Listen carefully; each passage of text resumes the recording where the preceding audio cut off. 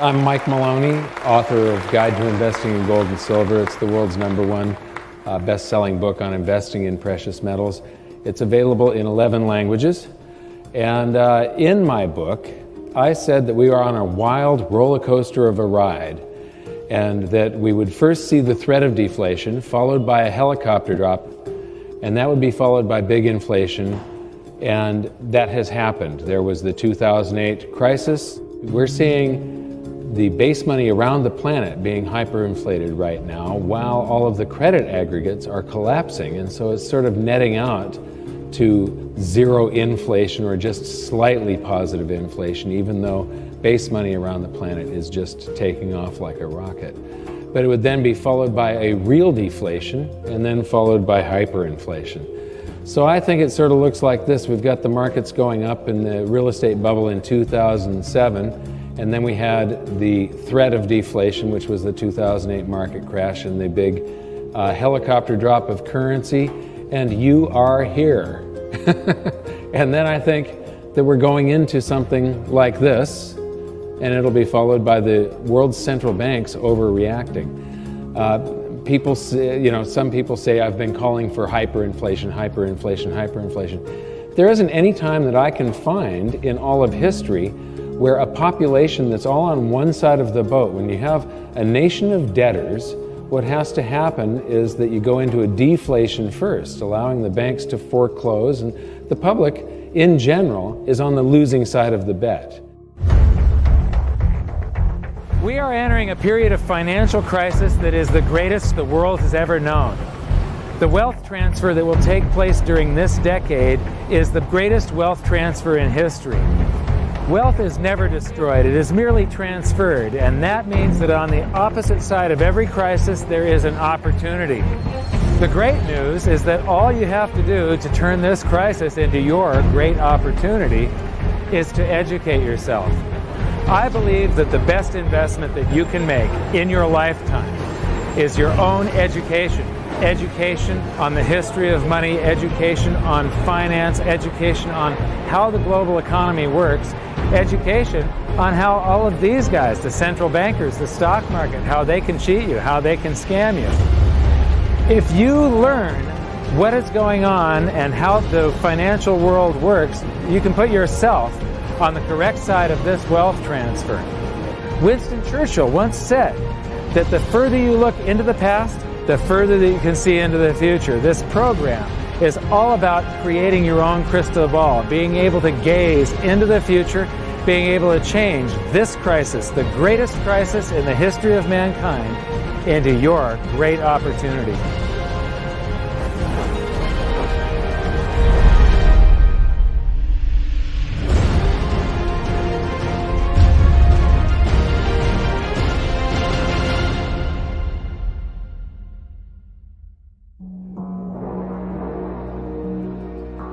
Well, I've been traveling overseas quite a bit, but I'm on my way home now to speak at an event in California finally. What I've been trying to make clear is the fact that this roller coaster crash that I was talking about in my book and that I've been predicting since 2005 is playing out right before our eyes. One of the things I really like about speaking at live events is the chance to interact with people and sort of get my finger on the pulse of what they're thinking. And lately it's become pretty obvious that for a lot of people it's difficult to grasp why I think deflation is coming before big inflation or even hyperinflation. So here I'm going to break down 4 of the biggest reasons that I see deflation coming first. The first one is simple. The overreaction to the 2008 crisis has caused a credit debt bubble, and all bubbles pop. So I talked about hyperinflating base money. This is hyperinflation right here. Inflation and deflation is either an expansion or a contraction of the currency supply, and prices follow the inflation or deflation eventually. Now, most of this currency does not circulate. It's sitting on banks' balance sheets in what's called excess reserves. If you look at the years leading up to this crisis, this red line is reserve balances. The white line is how much of it is excess. And here we have Alan Greenspan's response to 9/11. Look at the scale of how big this emergency is compared to 9/11. But what is Ben Bernanke afraid of? And now Janet Yellen has inherited this legacy.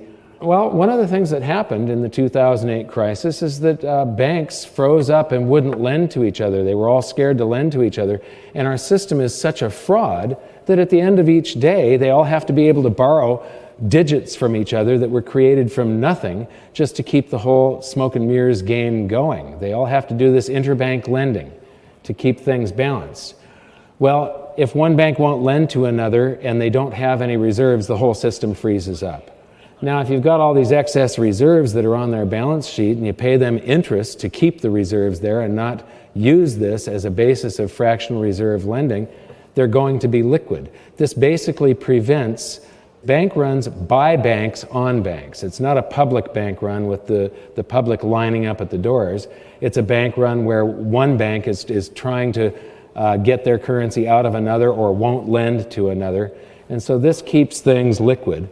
Right now, what this has done, though, the banks get to use this stuff in the middle of the day. And so you see the use of margin in the stock market going to record levels. You see the stock market going to record levels, things like, I follow collector cars, and they've been going astronomical. The number of $10 million cars out there now is just absolutely insane. And there are cars now selling for $30 million. Wine collections, art, it's all going ballistic at this point. And all bubbles pop. This is the average price of a new home divided by the median annual household income. Normally, 3-4 times your income is about what you can afford with a house. When you drop in interest rates, the affordability goes up, so people pay more for a house. But interest rates don't stay in one spot forever. They have to revert sometime or another. And all these people are going to be trapped. Every bubble pops, that's a bubble. We are in for something big again, and this time it's going to be more horrific than the crash of 2008, simply because the response to 2008 created a lot of stored energy. And then when the market crashes, that energy is released in the opposite direction. That previous chart of the hyperinflation of base money, well, we're going to get a reaction from all of this. Whatever bubble you're in, the opposite happens of what is of greatest benefit to the most people. Right now, if we went into big inflation or hyperinflation, the average Joe six-pack would get rewarded for mass stupidity. They're all out on credit. We're in a credit boom. We're in a bond bubble. Those bubbles have to pop, and the popping of a credit bubble is deflationary. It's deflationary. And history's crystal clear on that. A lot of the gold bugs say, the Federal Reserve and central banks, they're creating money, which they are unprecedented. But they're actually inflating to fight the deflation that started to set in the late 2008, early 2009. And if you look back at history, you say every major debt and financial asset bubble in history, the railroad bubble of the early 1870s at peak, followed by deflation.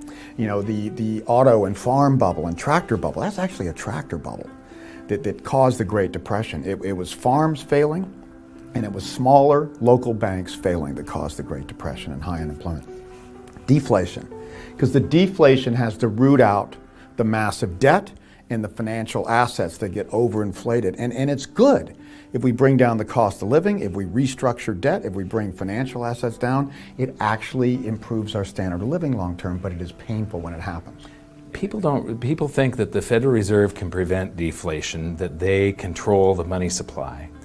Most people don't realize that the Federal Reserve controls base money only, and it's an incredibly small portion It's so tiny. Right. Yeah. And all they do is influence the rest of the economy with interest rates and reserve balances and such.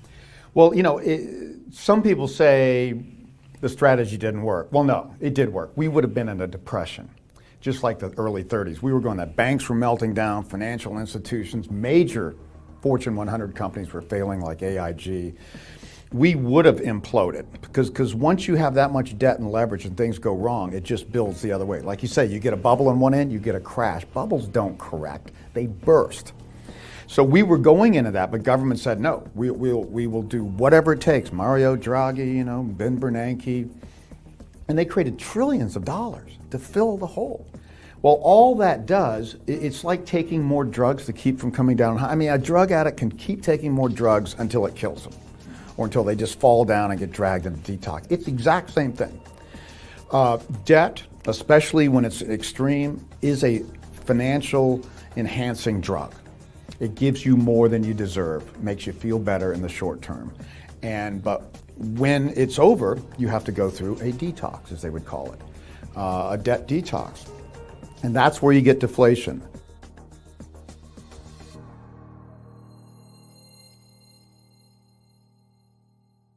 This is the demographics of the United States back in the year 1940.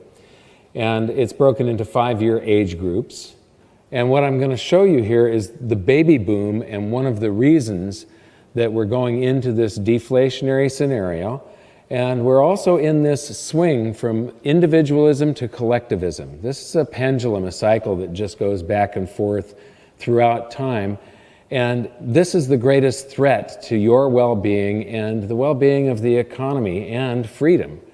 We're going through a period where this demographic is going to cause some huge problems. So here we are in 1950, and you can see the beginning of that baby boom taking off. 1960, 1970, and this wave.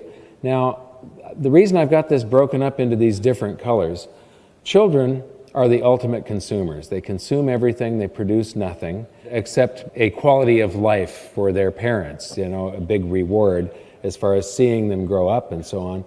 But economically, children are an economic loss. They consume economic energy. What you're seeing here is this wave coming into working age. The green area is sort of a break-even area. That's when people are getting a job, and it might be a minimum wage job or something like that, and might be sharing an apartment with a few other people. And then as you get into the yellow area, you start to become a net positive for society. You're paying income tax, you're producing more than you consume, and then you get into what's called the maximum spending demographic. The maximum spending demographic is ages 45 to 54, and this group lives in the largest houses of their lifetimes. They're driving the most cars of their lifetimes. They're sending their kids off to college. They're spending a lot. Then they become empty nesters. That's the maximum saving demographic. Once the kids are gone off to college, they go, holy moly, we didn't save anything, and we want to retire in 5 years or 10 years. And so they start saving, and then you get to the point where they retire, and they become a maximum social burden demographic, I call it, simply because they're liquidating assets. They've got their stocks and their savings, and each year they're going to liquidate some of those to live, and the only driver that in the economic driver is the medical industry. They drive the medical industry. So economically, the maximum social burden group is a net loss for the prosperity of society, the prosperity of an economy. And so I'm going to go back again, and you can see that maximum social burden group almost didn't exist in 1940. And there's a lot of people of that working age and maximum spending age supporting the few people that were of the maximum social burden category. And then we get the baby boom sweeping through, and in the 80s and that stock market boom of the 90s and all the way up to 2000, that yellow area that really drives the economy was growing every year. Now, we have an economy where it's supposed to grow at about 3%, or it's going to stall. We inflate the currency supply at about that rate. But now, after the year 2000, we've got 2010, the peak of the maximum spending demographic. And from now on, it's sort of downhill. Maximum savers, they do help drive the stock market, but look at that maximum social burden category and look at what happens next. So we are going into this time period right now. Now, the reason there's no children on there is they haven't been born yet.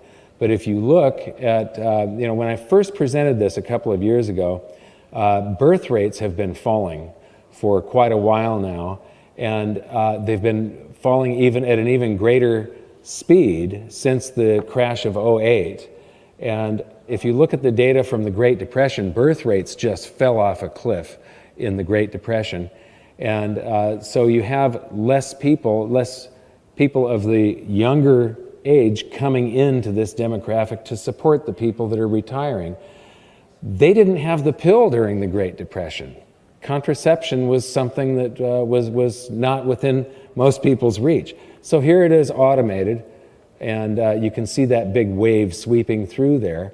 And if you could imagine data for the children, it would be at a much lower rate. And if we do have a big economic pullback, you're going to see that really reduce. So we're in, most likely, some very serious trouble here, because all of our social programs and the way the economy and the society is set up, everybody's expecting to be able to retire at a certain age and live fairly comfortably off of the rest of us, off of the government.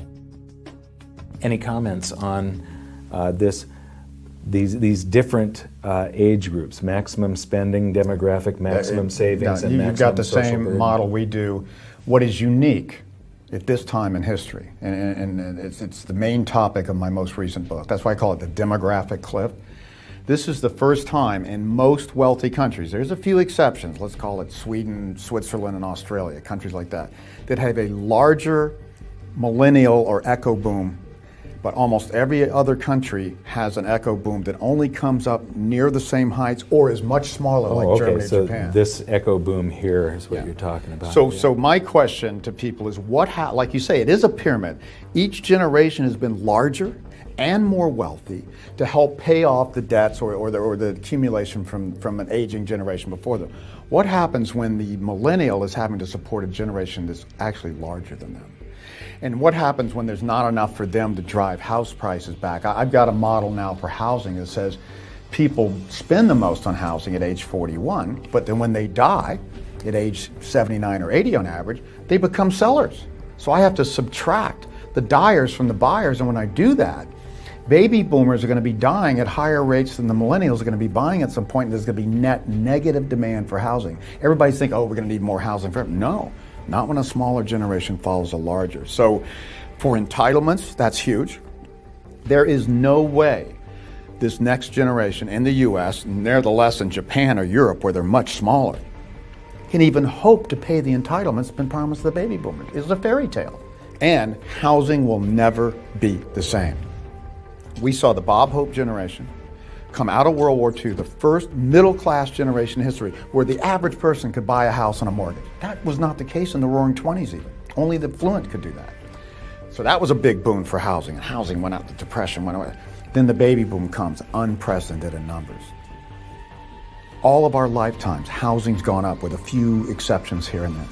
Housing is going to do well to go sideways for the coming decades, nevertheless go up much again because of this generational shift. We've never seen this in history.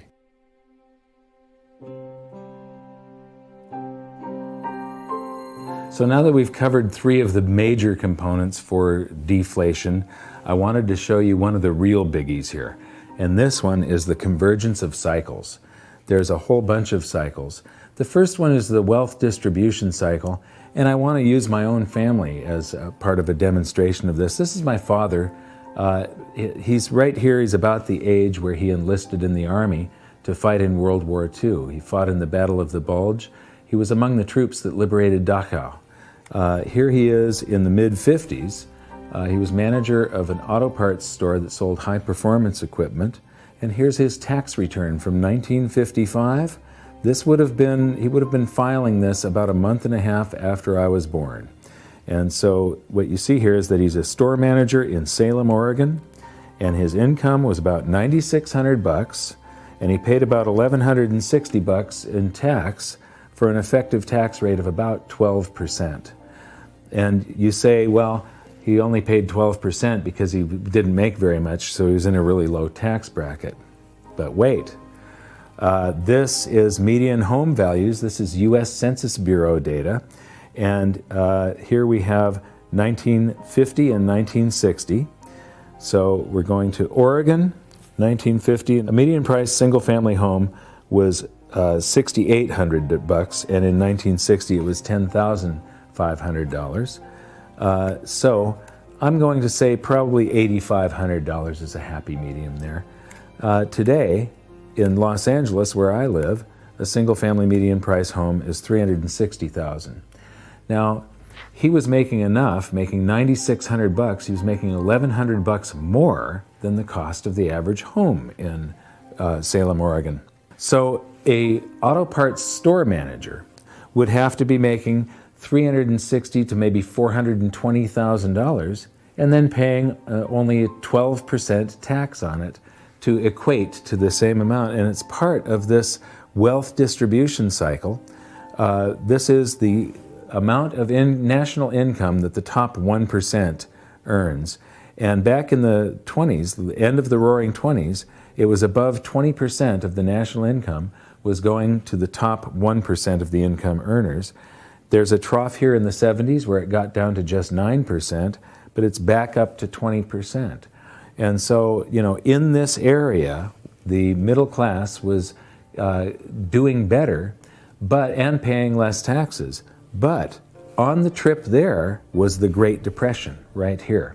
So getting back to that is going to be a very deflationary, painful thing. We've already seen the baby boom demographic, but I just need to show you one thing here. You recall that the maximum spending demographic drives the economy. The maximum social burden puts deflationary pressure on their economy. They sell their stocks, bonds, and real estate to survive, and they don't produce anything. But what I want to point out is that there's about 6 times more people driving the economy here in 1940 than there are putting deflationary pressure on it. And when you watch this wave go through, the drivers are always more until just the last couple of decades here. And now the people putting deflationary pressure on the economy exceed the number of people driving the economy. So if you could chart this out with time on that axis and the energy going into the economy on this axis, the curve would probably look something like this, and I believe that we are right about here, right about now. And now for the next cycle in this big convergence, the stock market cycle. This is the S&P 500 PE ratios. A PE ratio is the price of a stock per share divided by the annual earnings of that company per share. And if you're paying somewhere between 10 to 14 times annual earnings, that's fair value. Anything under 10 is undervalued, 14 to 20 is overvalued, and anything over 20 is bubble territory. And here comes the data. And what is important here is that when the stock market goes into a bubble, without exception, it has to visit undervalued before a new bull market can begin. Except for this time, the biggest bubble in history in the year 2000, and when it popped, we went down to fair value and bounced back up into a bubble. Do you really think that a new bull market can begin from here, that we're not going to visit extreme undervaluations? I don't think so. I think that we have to visit extreme undervaluations before a new solid bull market can begin. And now for probably the biggest factor in this convergence of cycles. This is Nikolai Kondratyev. He's a Russian economist that Lenin commissioned to prove that capitalism wouldn't work. He went away for a couple of years to do his studies and came back with his findings that capitalism was the superior system and would work marvelously well, but it would always suffer from these long wave boom-bust cycles to which he gave the names of seasons of spring, summer, autumn, and winter. We'll come back to this in some other episode and really dig into it. But for now, what you need to know is that the winter is the deflationary season. The last winter was the Great Depression. And they used to call this the 50-year cycle, but lately it's gotten stretched out and takes longer. I believe that it's got to be the length of a human lifetime. And the reason is that the winter is deflationary, and the people that were old enough to be of working age and have young families that lost the house, lost their job, lost the family farm, they become very emotionally scarred. and they become very risk averse and very, very frugal. And in order to make all the same stupid mistakes that we made in the roaring 20s that led to the Great Depression, that generation has to die off. Well, they have died off, and we have made all the same stupid mistakes. So this is very deflationary, should it happen. And here's the supporting evidence. This is interest rates, and what you see here is that they go right along with the cycle. This is wholesale prices in the US, and again, they go right along with the cycle until the point the Federal Reserve decides that what we really need is constant inflation. This is one of the biggest cycles of all. It's hard for people to see, though. This east-west cycle takes about 500 years for the pendulum to swing each direction, and 500 years back. It's innovation and prosperity, swinging from Asia to Europe and North America and back. And in the Dark Ages, China was developing gunpowder. Then China stagnated while we had the Renaissance and Industrial Revolution. So ingenuity and prosperity does flow back and forth, and right now you should be able to feel that the Western economies are stagnating and have sort of stalled, while the growth in the Asian economies over the last 20 years has been mind-boggling. And so this is very deflationary for the West. And here is probably one of the most deflationary cycles of all. This is household debt as a percentage of disposable income. And alarm bells should really be going off when people owe more than their disposable income, anytime this exceeds 100%. But I believe that this is also a cycle, and that if we had data, if we could go back further, it would probably look like this. And what's interesting is that this reflects the seasons of the Kondratiev wave of spring, summer, autumn, winter. Spring, summer, autumn, winter. And we're going into a winter, and that's very deflationary. The next cycle you've seen before, we learned about this in episode 2, but it's the shift in world monetary systems. The classical gold standard, the gold exchange standard, the Bretton Woods system, the US dollar standard, and there's something that's coming next. These usually coincide with major wars, but whatever the next shift is, it's going to be chaotic, and it's probably going to be a little painful. It's not going to be pretty. Right now, we learned in episode 3 how countries are abandoning the US dollar standard at a blazing rate right now. It's developing stress cracks, and it's going to implode. And here's the thing, is that that is going to be happening with the convergence of all of these cycles. We have the East-West cycle, we have the baby boom demographic, we have the wealth distribution cycle, household debt as a percentage of disposable income, the stock market cycle, the Kondratiev wave, and the shift in world monetary systems. And the thing about all these cycles is that they have all peaked and they're starting to descend, which is deflationary. Deflation, deflation, deflation, deflation, deflation. And that is all happening at the time when the world monetary system is developing stress cracks, it's about to implode, and it's going to be extremely chaotic. These things are all going to make it even more chaotic. So that's the convergence of cycles, and all of these things are the reason that I am expecting deflation before big inflation or hyperinflation. But just as I said in my book, any deflation is probably going to be short-lived. This is the nightmare scenario for every central banker, and all of the world's central bankers are Keynesians. They believe that they can print their way to prosperity, even though they have proved that you can't time after time. All it does is cause a wealth transfer. When all of the world's central banks start printing their currencies into oblivion simultaneously, what you will see is a wealth transfer where the vast majority becomes very poor and just a few people become very rich. It's horrible for the economy, but Japan is the prime example that it does not work. You can't print your way to prosperity. And here's what you can do. Educate others, protect yourself from what is coming, and please share these videos with everybody that you can. And until the next episode, thank you very much for watching. You can do stuff now to be ahead of this and be positioned right when this happens, because this is inevitable. This is going to be the first time that we have an economic event of this scale that is global. A small percentage of people are going to make a fortune and do very well, and most people are just going to not know what hit them.